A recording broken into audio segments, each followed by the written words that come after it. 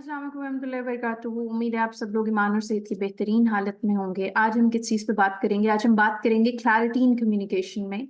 Last video में हमने क्या बात की थी? लास्ट वीडियो में हमने बात की थी 7 सीज ऑफ कम्युनिकेशन की, कि ये 7 सी हैं, ये 7 पिलर हैं लैंग्वेज के, जिन पे अगर हम फोकस कर लें तो हमारी रिटर्न, वर्बल और एनी टाइप ऑफ कम्युनिकेशन जो है वो बेहतर हो जाएगी। अब उसमें से सबसे पहला सी आता है आपका क्लैरिटी, कि आपकी लैंग्वेज कितनी क्लियर है। तो आज हम बात करते हैं क्लैरिटी इन कम्युनिकेशन पे, ताकि इन सारी चीज़ों को वन बाय वन आप लोग बेहतर तरीके से समझ लो, उसके बाद इन्हें अपनी रियल लाइफ में इम्प्लीमेंट करना स्टार्ट करो। तो हम बात अपनी कंटिन्यू करते हैं क्लैरिटी पे। अच्छा, क्लैरिटी है क्या, या हमारा आज ऑब्जेक्टिव क्या है, हमने किस चीज़ पे बात करनी है?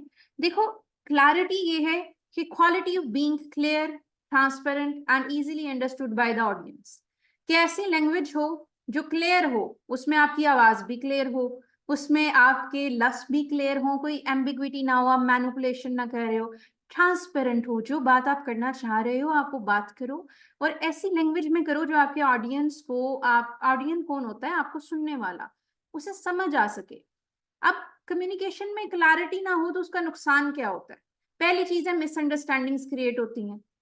आप कह कुछ रहे होते हो, लोग समझ कुछ लेते हैं। उसके बाद कंफ्यूजन्स क्रिएट होती हैं और मिस इंटरप्रिटेशन हो जाती है, जो मैसेज आप आगे डिलीवर करना चाह रहे हो। अच्छा, मिस इंटरप्रिटेशन क्या है? कि आपने कहा कुछ, अगले बंदे ने कुछ और समझा।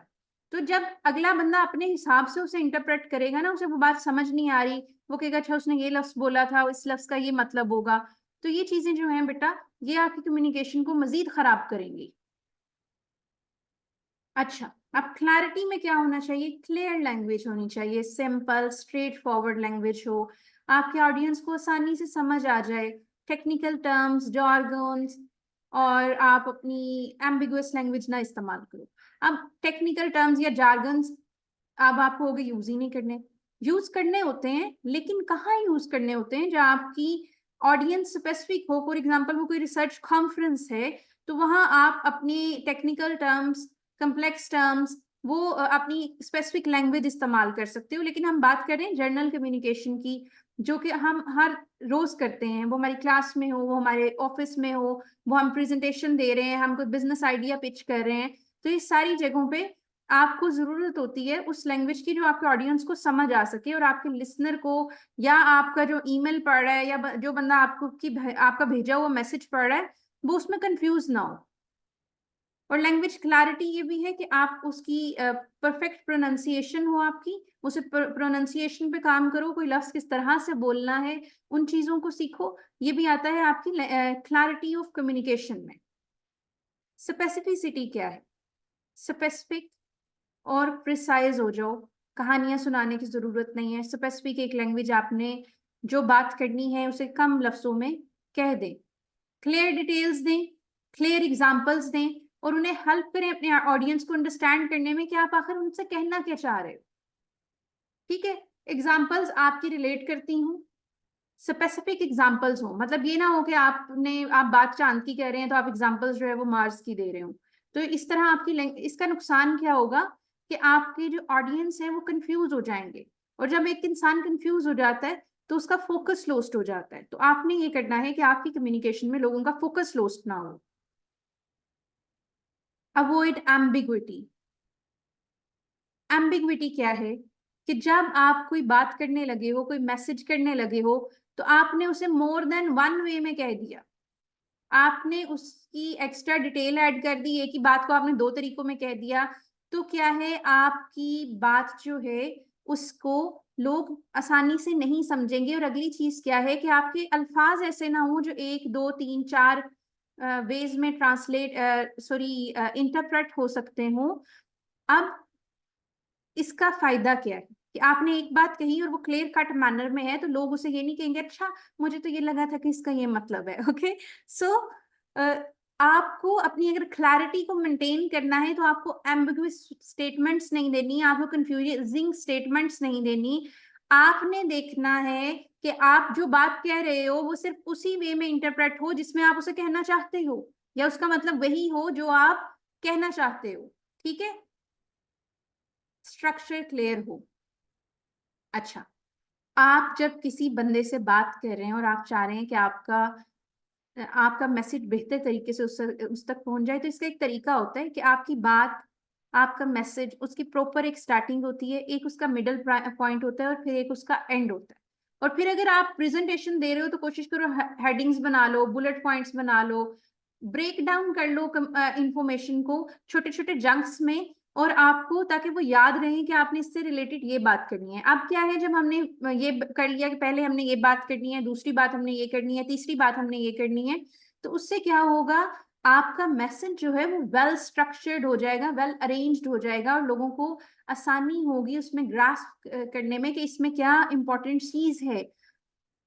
अच्छा, अब ये है कि आपके इंटरव्यूज में स्ट्रक्चर्ड आंसर बहुत ज्यादा आपकी हेल्प करते हैं कि आपने अगर इंटरव्यू क्वेश्चंस की बात आपने उन्हें पहले से देखा हो, आपने उन्हें पहले से समझा हो, तो क्या होगा कि आपके ऑडियंस जो है या जो आपका इंटरव्यूई है उसे आसानी होगी समझने में what you are saying.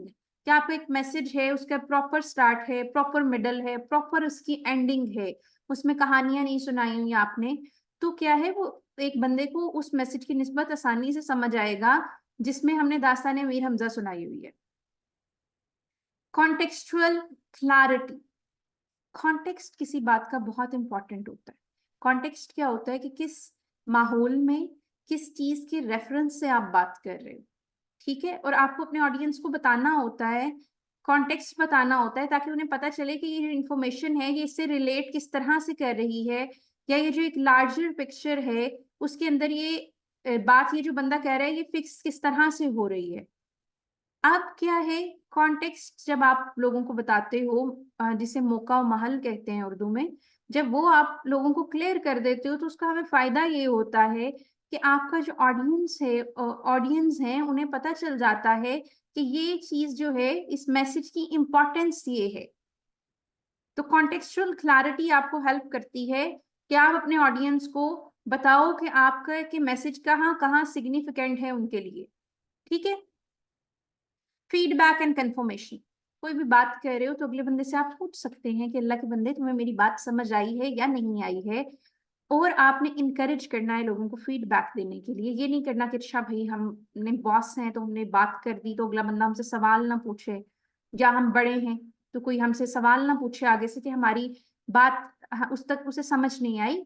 Confirmation देना, क्लैरिफिकेशन देना, इंसान है ना हम, तो हमें देनी होती है कि आपका, ताकि सारे डाउट्स क्लियर हो जाएं और आपका जो मैसेज है वो क्लियरली अगले बंदे तक पहुंच जाए।